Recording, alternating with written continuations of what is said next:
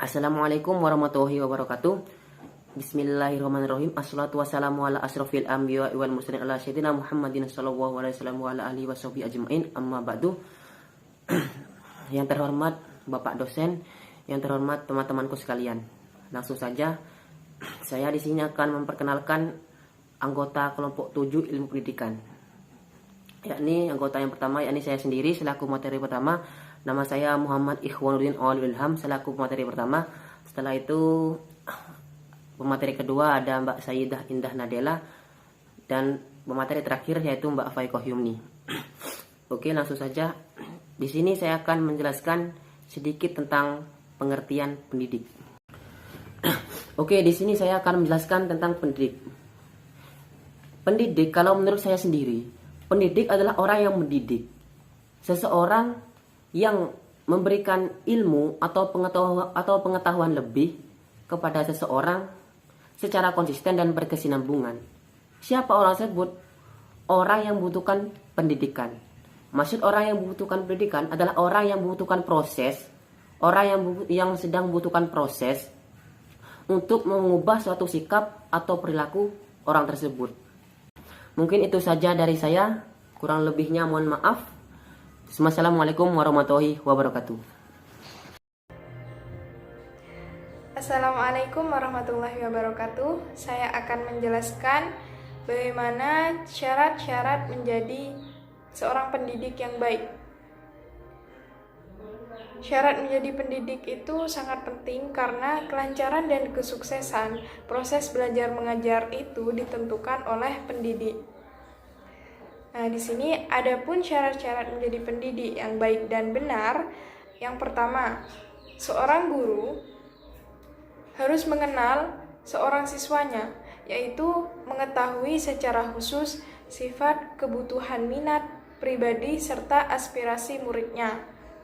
Yang kedua, guru harus memiliki kecakapan memberi bimbingan sesuai dengan taraf tingkatan perkembangan anak didik. Dan yang ketiga, guru harus memiliki dasar pengetahuan yang luas tentang tujuan pendidikan di Indonesia sesuai tahap-tahap pembangunan. Dan yang keempat, guru harus memiliki pengetahuan yang bulat dan baru atau update mengenai pendidikan yang diajarkan. Dan yang kelima, guru harus mempunyai kecakapan dalam mengajar dan harus bijaksana dalam perbuatannya. Yang terakhir, guru harus mengerti ilmu mendidik dengan sebaik-baiknya. Nah, itu adalah beberapa persyaratan menjadi seorang pendidik yang baik dan benar, seorang pendidik yang profesional. Mungkin itu saja penjelasan dari saya. Wassalamualaikum warahmatullahi wabarakatuh. Assalamualaikum warahmatullahi wabarakatuh. Untuk materi terakhir akan disampaikan oleh saya. Materi terakhir berjudul kewibawaan dalam pendidikan. Jadi pengertian kewibawaan atau gezak sendiri yaitu adalah suatu daya mempengaruhi yang terdapat pada seseorang sehingga orang lain yang berhadapan dengan dia secara tidak sadar akan sukarela menjadi tunduk dan patuh kepadanya. Jadi barang siapa yang memiliki kewibawaan akan dipatuhi secara sadar, secara dengan tidak terpaksa, dengan tidak merasa diharuskan dari luar, dengan penuh kesadaran, tunduk, patuh, menuruti semua yang dikehendaki oleh pemilik kewibawaan itu. Jadi kewibawaan adalah suatu hal yang mutlak dalam pendidikan, karena dalam pengajaran jika tidak menggunakan kewibawaan, maka peserta didik akan mematuhi pendidik karena adanya rasa takut atau dengan keterpaksaan, sehingga dari hal itu akan susah untuk mereka berdiri sendiri untuk mencapai tingkat kedewasaan mereka. Ditinjau dari daya yang mempengaruhi pada seseorang yang ditimbulkan, kewibawaan dibagi menjadi dua, yaitu kewibawaan lahir dan kewibawaan batin. Kewibawaan lahir itu adalah suatu kewibawaan yang timbul karena kesan-kesan lahiriah, seperti bentuk tubuh yang tinggi, pakaian yang rapi, terus tulisannya yang bagus, suara yang keras dan jelas, maka akan menimbulkan kewibawaan lahir atau kewibawaan yang langsung itu dari dia, seperti itu. Selanjutnya adalah kewibawaan batin. Kewibawaan batin adalah kewibawaan yang didukung oleh keadaan batin seseorang, yaitu contohnya seperti adanya rasa cinta. Kewibawaan itu dapat dimiliki oleh seseorang apabila hidupnya untuk kecintaan kepada orang lain. Yang selanjutnya adanya rasa demi kamu. Demi kamu atau titik yaitu sikap yang dapat dilukiskan sebagai suatu tindakan, perintah atau anjuran bukan untuk kepentingan orang yang memerintah, tetapi untuk kepentingan orang yang diperintah. Selanjutnya adanya kelebihan batin.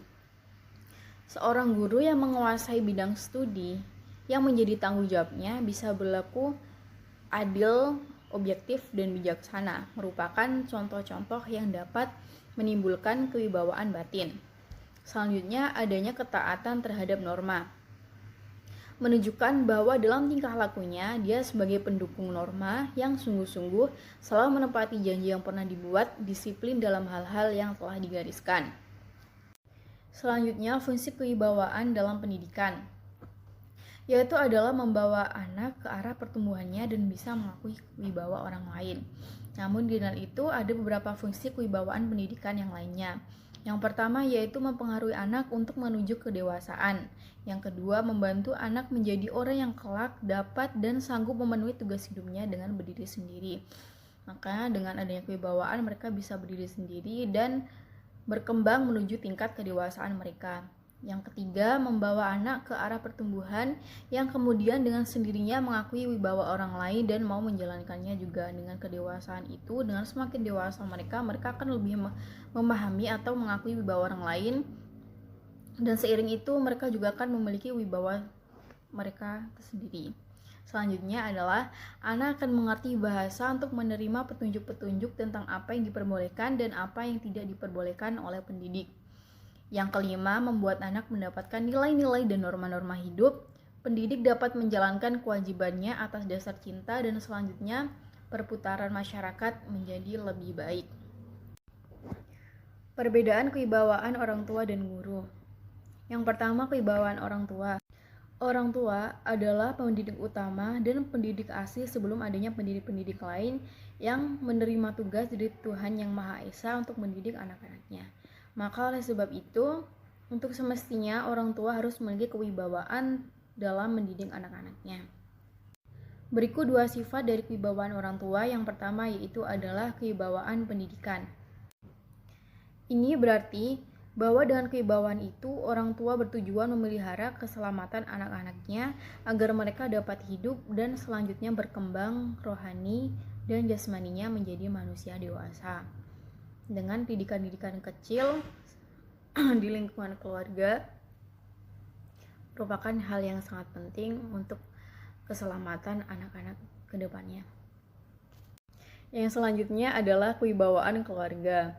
Orang tua merupakan kepala dari suatu keluarga. Tiap-tiap keluarga merupakan masyarakat kecil yang sudah tentu dalam masyarakat itu harus ada peraturan yang harus dipatuhi dan dijalankan. Tiap-tiap anggota keluarga harus patuh kepada peraturan-peraturan yang berlaku dalam keluarga itu. Dengan demikian, orang tua sebagai kepala keluarga dan dalam kekeluargaannya mempunyai kewajiban terhadap anggota keluarganya. Wibawaan orang tua itu bertujuan untuk pemeliharaan dan keselamatan keluarga tersebut. Selanjutnya adalah kewibawaan guru atau pendidik lainnya. Guru atau pendidik lainnya mendapat jabatan tersebut karena ditunjuk oleh pemerintah atau masyarakat. Adapun kewibawaan yang dimiliki guru dan pendidik lainnya ada dua sifat, yaitu sebagai berikut. Yang pertama adalah kewibawaan pendidikan. Guru atau pendidik lainnya telah diserahi sebagian dari tugas orang tua untuk mendidik anak-anak. Selain itu, guru atau pendidik juga menerima sebagian tugas dari pemerintah yang mengangkat mereka. Namun terkadang kewibawaan tersebut juga terhambat dengan banyaknya murid sehingga terkadang menjadi tidak terlalu teratur. Yang selanjutnya adalah kewibawaan pemerintah. Selain memiliki kewibawaan pendidikan, guru atau pendidik juga mempunyai kewibawaan pemerintah. Mereka telah diberi kekuasaan oleh pemerintah atau instansi yang mengangkat mereka. Kekuasaan tersebut meliputi pimpinan kelas, di sanalah anak-anak telah diserahkan kepadanya. Seperti seorang pendidik memiliki kewibawaan dalam memerintah terhadap ketua kelas atau pimpinan kelas untuk mengatur kelas atau peserta didik yang lain agar lebih baik lagi ke depannya. Seperti itu. Baiklah, itu saja yang bisa kami sampaikan. Jika ada salah kata, kami mohon maaf sebesar-besarnya. Wassalamualaikum warahmatullahi wabarakatuh.